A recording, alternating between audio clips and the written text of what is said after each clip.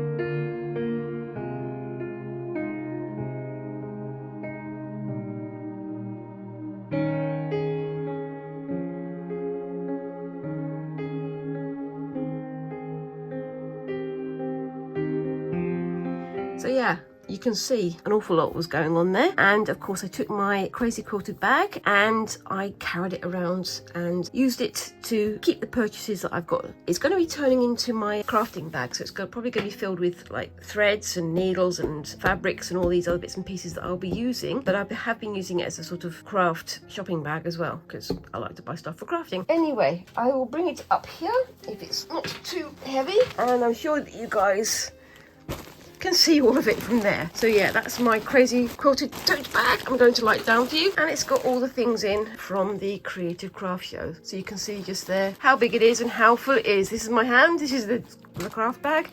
It's huge. So what I'm going to do is I'm going to just lower you down again and go through things bit by bit. Some of the things I've got are just like flyers and so on, so things for all sewn up and pieces like that, but I'll talk about those as we go through. Now, the bag itself was fantastic. It was very comfortable to carry. It took a lot of weight. The top tucked itself down a bit because there is a bit of a gap at the bottom where the lining is a little bit shorter than the outer, so it sort of scooched it down. But as you can see, what it's done is it's sort of support it in like that, so that basically becomes a closer on the top. It works well. So let's see some of the things that I've got. So I've got myself a pair of embroidery shears, and I know exactly where I got these from. And I got them because with scissors, you sort of have to snip like this. With these ones, you can do quite flat. So I thought that would be quite a handy thing to do. And I'm going to put them like that in there. And I got myself some of these. Now this is from the Dorset Buttons company, Jeannie's Dorset Buttons. So I'm going to have a go at doing these. So you use these sort of O-rings and you thread around them to turn them into buttons. And I have some bits and pieces to do that with, but I will be having a go at that soon. I actually bought myself a kit for that as well. So let's move this across a little bit.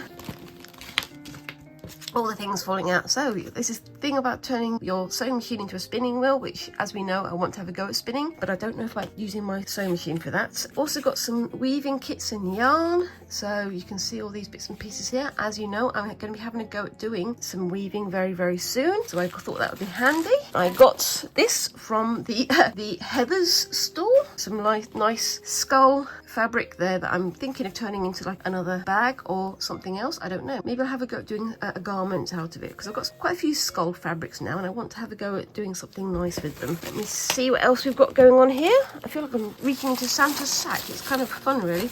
I've got these sort of various pendenty type things and buttons, which I think will be nice to sew into things. And as well as that, we've got some horn buttons in there as well.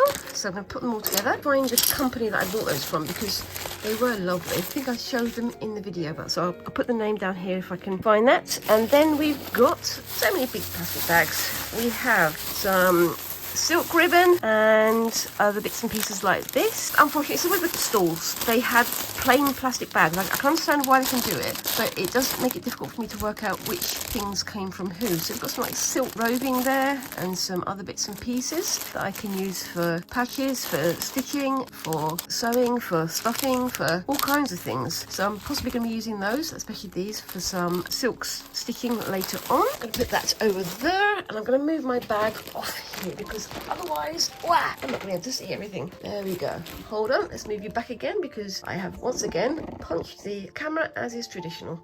Same as ever, eh? I found these, which I really love, and these were from the store, which I believe this came from, this Juco design hub here, and they had some lovely bits and pieces. So I thought these would be good to try weaving out. So you've got a variety of sort of different yarns in there and some ribbons as well, all in sort of like for like colours. I thought that could be nice to do some weaving with and things. Now, the funny thing was, whilst I was being served by these ladies, who I hope are watching, hi there guys, whilst I was getting served, my bag was on my back and they were looking at it as I was sort of leaning over to do my payment and things, and they were trying to sort of work out what stitches were going into the crazy quiltings. I could hear them saying, oh, is that a chain stitch? Is that I think it was the Pekingese stitch that they were pointing at, because it looks very similar to a chain stitch, but no, it is a Pekingese stitch, or Pekingese stitch, however you want to pronounce it. So yeah, love those. Put those over there.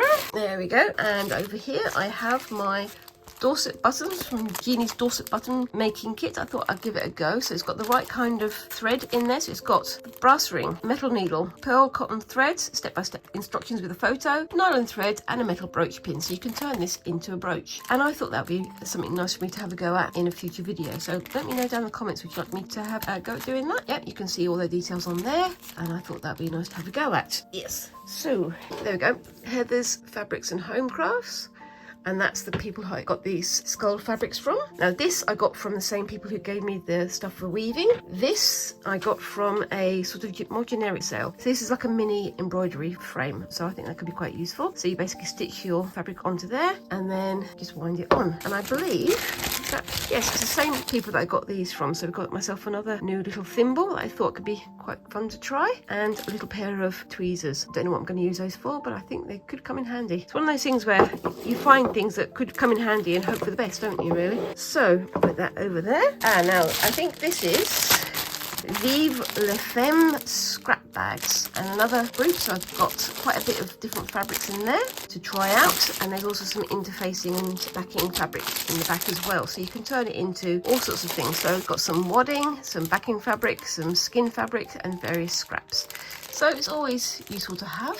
Again, I'm going to be returning much more to the scrap bagging or making things from scraps. So we've got Sue Hawkins, who does canvases, very interesting sort of fabric that they had on theirs. And here we have, I believe this is from TP Crafts. So from them, I got some of these lovely little grey flowered lacing.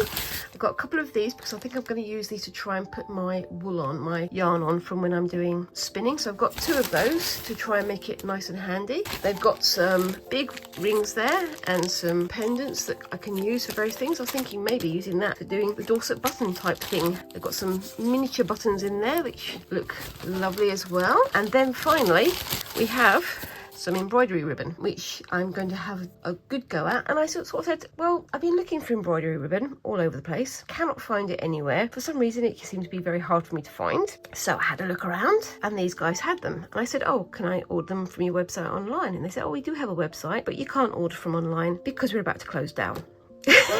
So there you go, that's me with my excellent timing again. I find the thing I want from a company that's literally closing down 2 days after I've managed to find the item that I want. My timing is always excellent, isn't it, chaps? Oh yes, I'm going to put those back in again, keep them all together, put those on there.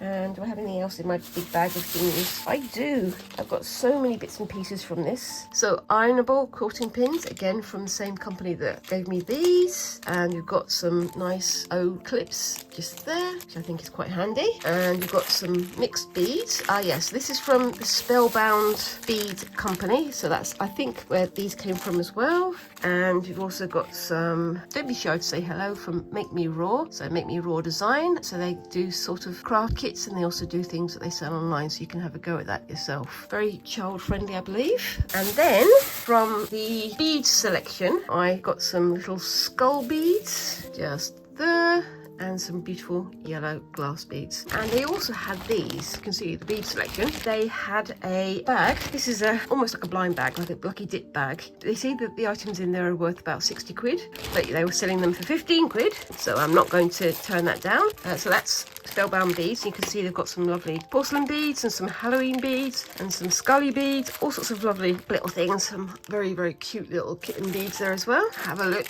and see what you can see in there. And from the bead selection, we've got this little kit, so I'm going to just undo it. Excuse me, the sellotape noise is coming. And you can see in here, we've got quite a few little bits and pieces. This is from, again, Bead Selection, and there's their website just there. And they had, in here, we've got some little earring kits. We've got some little bags that you can send gifts in, some wooden beads, we've got some glass beads, some more other size wooden beads, another mini craft kits, but obviously you can use these craft kits as you want to, so you can make your own design with the kits. We've got some pony beads, which I believe a certain somebody would like to have. Yay! Because they've very much got into crafting with beads recently. Some star-shaped beads, some, oh my gosh, there's so much more in here. Some little plasticky beads. They've got some glass leaf-shaped beads. Look at some bracelets though for me. Oh, that's what Squinks has been making, some pony bead bracelets on elastic. That's really cool. So we've also got a little Christmas tree bead making kit. We've got some strong thread. We've got some more bead bars. We have some lovely buttons there, which I can probably use for my Stitchcraft anyway, but you can also use them for beading. Some glass beads, some little sort of golden stone beads. Very nice.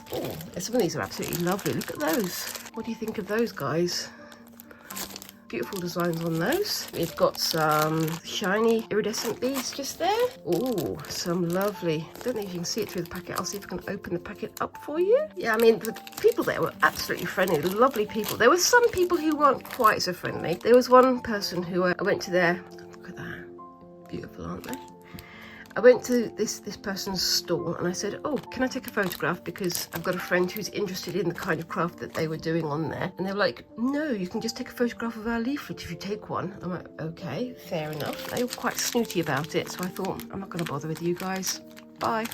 Anyway, so we've got some of these. I don't know if these are precious stone or if they're just glass, but either way, they are very pretty. Some pinkish and purplish beads just there. Some nice long stem ones. Some more of these ones. They're very similar to the other ones we had down here, aren't they? But slightly bigger. That could be fun to work with. Some little glass beads. Some earring posts. Some more glass beads there. I don't want to get them all out of their packets because they will go everywhere, won't they? Some more faceted glass beads there. Some more metal beads there. I'm still going. Oh, ooh, some little metal charms there. Some more purple and fuchsia glass beads. We're nearly at the end. Some red sort of garnety type beads. And finally, some little angel wing bars there. And that's the end of my bag. But yeah, so that was all for £15, which, yeah, that would probably have cost me maybe 20 or 30 or 40 pounds if I'd have bought them all individually. So yeah, it's a big difference. Let me know down in the comments below, have you guys had a go at the Creative Craft Show? I think I kind of prefer the spring Creative Craft Show because there was an awful lot of Christmas crafts there. And there were much fewer sort of competition exhibitions. So in spring last year, there was like a quilting competition, and there was the Royal School of Needlework, and there was all sorts of other things. There wasn't so much of that in the Christmas version, or the one I've just been to. So I think I'm going to go back in the spring again and see if I can get more of those names and information, because maybe I would like to join a quilting group, because I think that could be fun. But that's everything I got from the Creative Craft Show. So what do you think? Do you think it was worth it? I think so, because there's an awful lot here that I can do an awful lot with, don't you think? I believe so. If I can't do anything with them, I'm certain that Squinks can. As well as doing all of those, I have been out shopping. I have been to the Birmingham Museum and Art Gallery. So this place in the middle of Birmingham, which is funny enough, very much linked to where I work.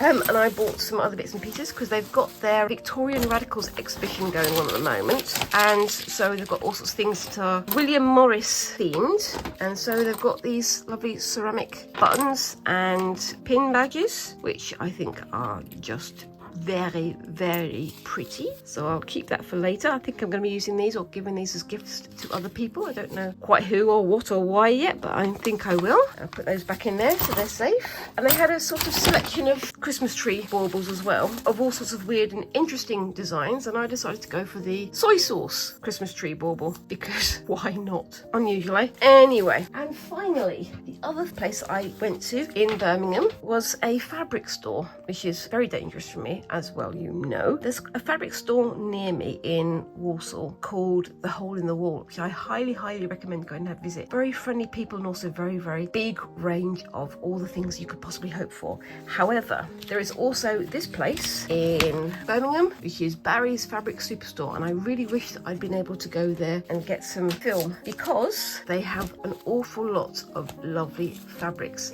And I bought some very silly fabrics like this ducky one here, and I bought this koi carp design here, as well as some green gingham. Now, gingham is one thing, you know, I'm going to use a lot of because of doing chicken scratch designs, but I'm always out for getting some more. I've got some from The Hole in the Wall, and I've also got this from Barry's Fabrics. So if you're in Birmingham, I do recommend looking it up. It's really a bit of a weird one. It's almost exactly a warehouse. It's right next to a mechanics, a car servicing garage, but inside it's a complete treasure trove. There's so much fabric, so many different designs, so many different ideas, and the people in there are really knowledgeable as well, so it's worth having a look at. There were some amazing sari fabrics. If I get to go back there, I will try to get some photographs and video, but this time I was just a bit sort of wow as soon as I went in the door, and then I completely forgot to take any photos or videos.